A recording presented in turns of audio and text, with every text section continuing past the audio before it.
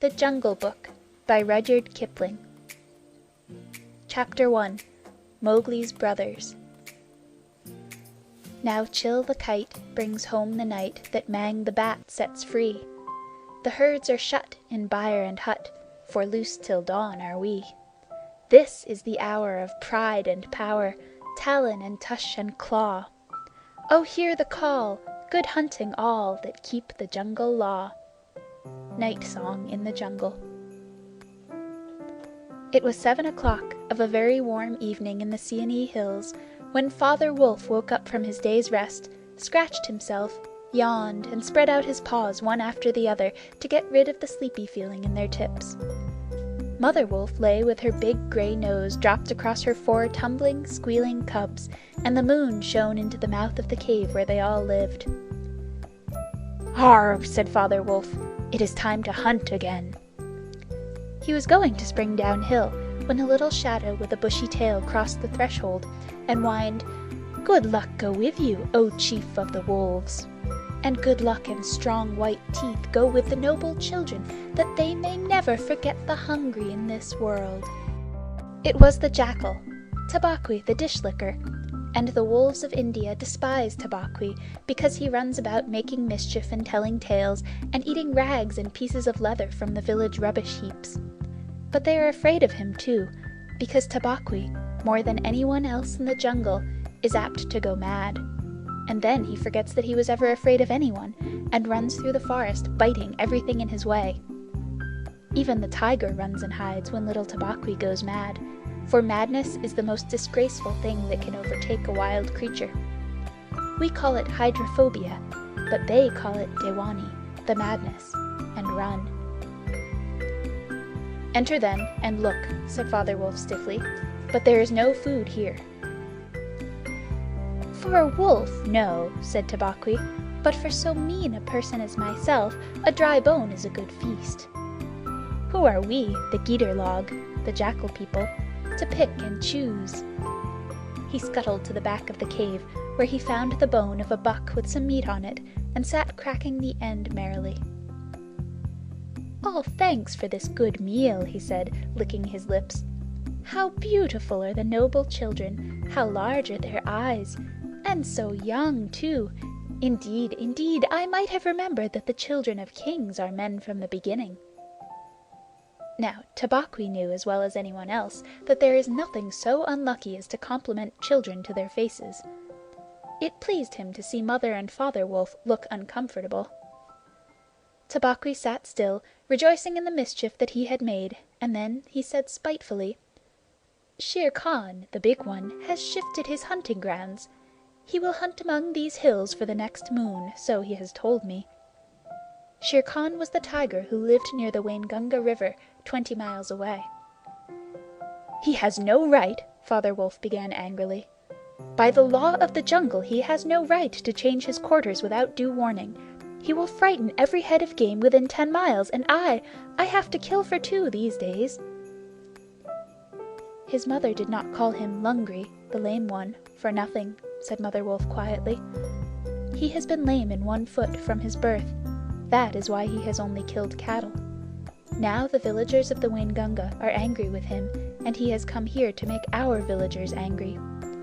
They will scour the jungle for him when he is far away, and we and our children must run when the grass is set alight. Indeed, we are very grateful to Shere Khan." "Shall I tell him of your gratitude?" said Tabaqui. "Out!" snapped Father Wolf. "Out and hunt with thy master. Thou hast done harm enough for one night." "I go," said Tabaqui quietly. "He can hear Shere Khan below in the thickets. I might have saved myself the message."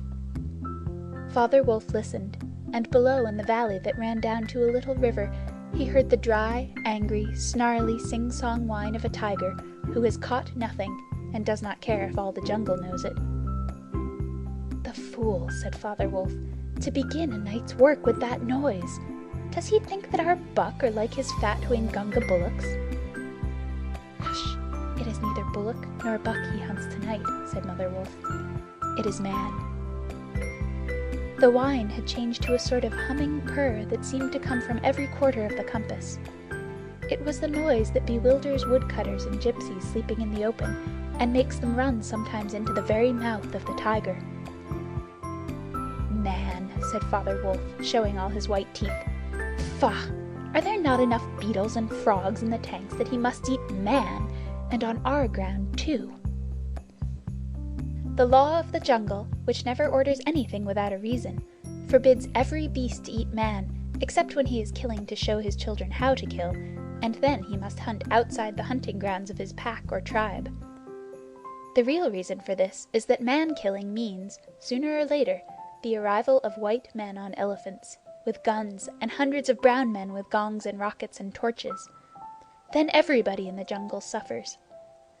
The reason the beasts give among themselves is that man is the weakest and most defenseless of all living things, and it is unsportsmanlike to touch him. They say, too, and it is true, that man-eaters become mangy and lose their teeth. The purr grew louder, and ended in the full-throated "Arr!" of the tiger's charge. Then there was a howl, an untigerish howl, from Shere Khan. "He has missed," said Mother Wolf. "What is it?" Father Wolf ran out a few paces, and heard Shere Khan muttering and mumbling savagely as he tumbled about in the scrub. "The fool has had no more sense than to jump at a woodcutter's campfire, and has burned his feet," said Father Wolf with a grunt. "Tabaqui is with him." "Something is coming uphill," said Mother Wolf, twitching one ear. "Get ready." The bushes rustled a little in the thicket, and Father Wolf dropped with his haunches under him, ready for his leap. Then, if you had been watching, you would have seen the most wonderful thing in the world. The wolf checked in mid-spring. He made his bound before he saw what he was jumping at, and then he tried to stop himself. The result was that he shot up straight into the air for 4 or 5 feet, landing almost where he left the ground. "Man!" he snapped. "A man's cub! Look!" Directly in front of him, holding on by a low branch, stood a naked brown baby who could just walk, as soft and as dimpled a little atom as ever came to a wolf's cave at night. He looked up into Father Wolf's face and laughed. "Is that a man's cub?" said Mother Wolf. "I have never seen one. Bring it here." A wolf accustomed to moving his own cubs can, if necessary, mouth an egg without breaking it, and though Father Wolf's jaws closed right on the child's back, not a tooth even scratched the skin as he laid it down among the cubs. "How little, how naked, and how bold," said Mother Wolf softly. The baby was pushing his way between the cubs to get closer to the warm hide. "Ahai! He is taking his meal with the others. And so this is a man's cub. Now, was there ever a wolf that could boast of a man's cub among her children?" "I have heard now and again of such a thing, but never in our pack or in my time," said Father Wolf. "He is altogether without hair, and I could kill him with a touch of my foot. But see, he looks up and is not afraid." The moonlight was blocked out of the mouth of the cave, for Shere Khan's great head and shoulders were thrust into the entrance. Tabaqui, behind him, was squeaking, my lord, it went in here!" "Shere Khan does us great honor," said Father Wolf, but his eyes were very angry. "What does Shere Khan need?" "My quarry. A man's cub went this way," said Shere Khan. "Its parents have run off. Give it to me." Shere Khan had jumped at a woodcutter's campfire, as Father Wolf had said, and was furious from the pain of his burned feet. But Father Wolf knew that the mouth of the cave was too narrow for a tiger to come in by. Even where he was, Shere Khan's shoulders and forepaws were cramped for want of room, as a man's would be if he tried to fight in a barrel. "The wolves are a free people," said Father Wolf. "They take orders from the head of the pack, and not from any striped cattle killer. The man's cub is ours, to kill if we choose." "Ye choose, and ye do not choose. What talk is this of choosing? By the bull that I killed, am I to stand nosing in your dog's den for my fair dues? It is I, Shere Khan, who speak." The tiger's roar filled the cave with thunder. Mother Wolf shook herself free of the cubs and sprang forward, her eyes like 2 green moons in the darkness, facing the blazing eyes of Shere Khan. And it is I, Raksha, the demon, who answers. The man's cub is mine, Mowgli, mine to me. He shall not be killed. He shall live to run with the pack and to hunt with the pack. And in the end, look you, hunter of little naked cubs, frog-eater, fish-killer, he shall hunt thee. Now get hence, or by Sambur that I killed. I eat no starved cattle. Back thou goest to thy mother, burned beast of the jungle, lamer than ever thou camest into the world. Go!" Father Wolf looked on amazed. He had almost forgotten the days when he won Mother Wolf in fair fight from 5 other wolves, when she ran in the pack and was not called the demon for compliment's sake. Shere Khan might have faced Father Wolf, but he could not stand up against Mother Wolf, for he knew that where he was, she had all the advantage of the ground and would fight to the death. So he backed out of the cave mouth growling, and when he was clear he shouted, "Each dog barks in his own yard. We will see what the pack will say to this fostering of man-cubs. The cub is mine, and to my teeth he will come in the end, O bush-tailed thieves!" Mother Wolf threw herself down, panting among the cubs, and Father Wolf said to her gravely, "Shere Khan speaks this much truth. The cub must be shown to the pack. Wilt thou still keep him, Mother?" "Keep him!" she gasped. "He came naked by night, alone and very hungry, yet he was not afraid. Look, he has pushed one of my babes to one side already. And that lame butcher would have killed him, and would have run off to the Waingunga while the villagers here hunted through all our lairs in revenge. Keep him? Assuredly I will keep him. Lie still, little frog. O thou Mowgli, for Mowgli the frog I will call thee. The time will come when thou wilt hunt Shere Khan as he has hunted thee." "But what will our pack say?" said Father Wolf. "The law of the jungle lays down very clearly that any wolf may, when he marries, withdraw from the pack he belongs to.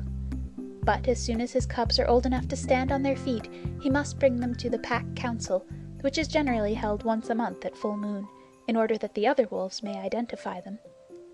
After that inspection, the cubs are free to run where they please, and until they have killed their first buck, no excuse is accepted if a grown wolf of the pack kills one of them.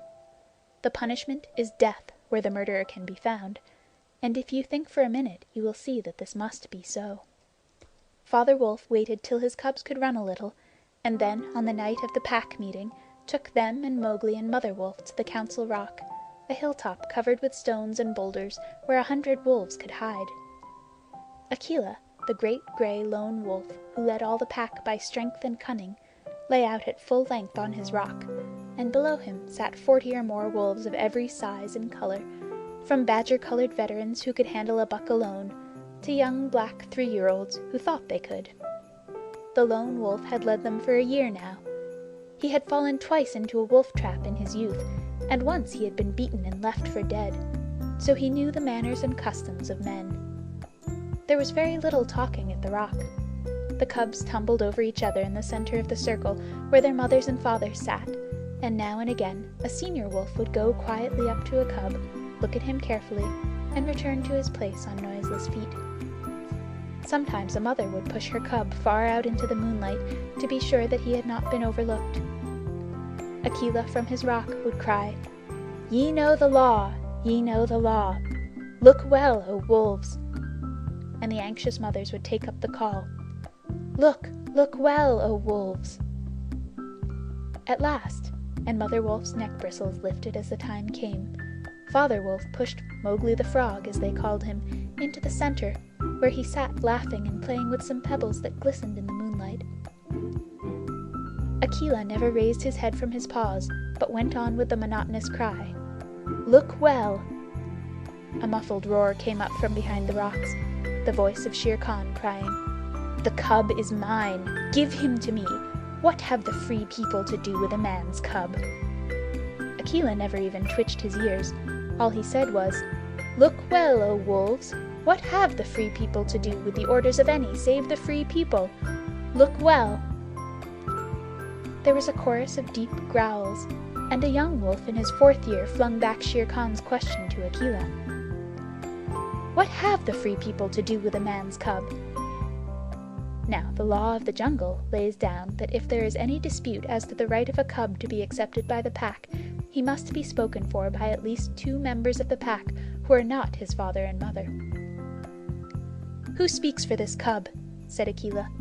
"Among the free people, who speaks?" There was no answer, and Mother Wolf got ready for what she knew would be her last fight, if things came to fighting. Then the only other creature who is allowed at the pack council, Baloo, the sleepy brown bear who teaches the wolf cubs the law of the jungle. Old Baloo, who can come and go where he pleases because he eats only nuts and roots and honey, rose upon his hind quarters and grunted. "The man's cub? The man's cub?" he said. "I speak for the man's cub. There is no harm in a man's cub. I have no gift of words, but I speak the truth. Let him run with the pack and be entered with the others.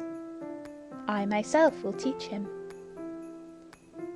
"We need yet another," said Akela. "Baloo has spoken, and he is our teacher for the young cubs.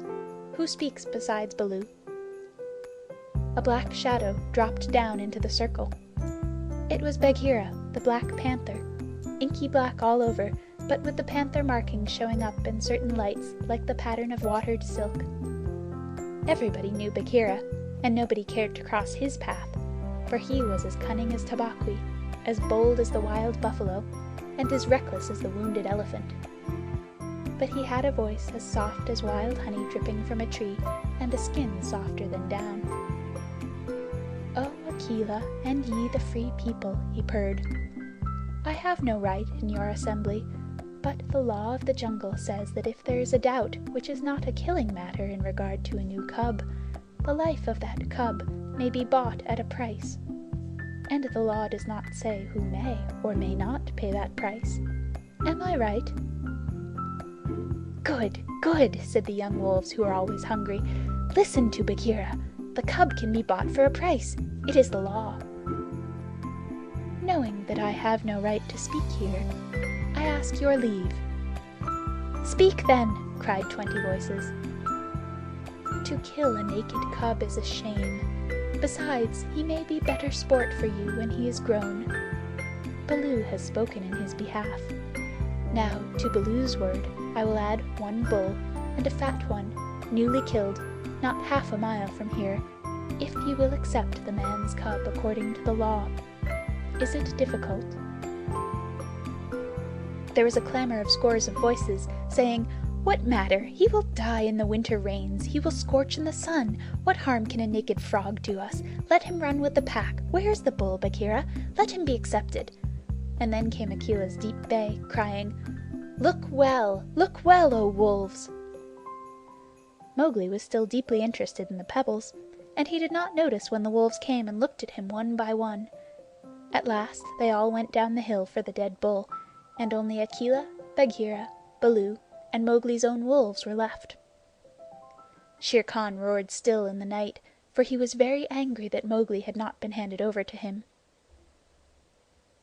"Aye, roar well," said Bagheera under his whiskers. "For the time will come when this naked thing will make thee roar to another tune, or I know nothing of man." "It was well done," said Akela. "Men and their cubs are very wise. He may be a help in time." "Truly, a help in time of need, for none can hope to lead the pack forever," said Bagheera. Akela said nothing. He was thinking of the time that comes to every leader of every pack, when his strength goes from him, and he gets feebler and feebler, till at last he is killed by the wolves, and a new leader comes up, to be killed in his turn. "Take him away," he said to Father Wolf, "and train him as befits one of the free people." And that is how Mowgli was entered into the Seeonee Wolf Pack for the price of a bull and on Baloo's good word. End of Chapter 1, Part 1.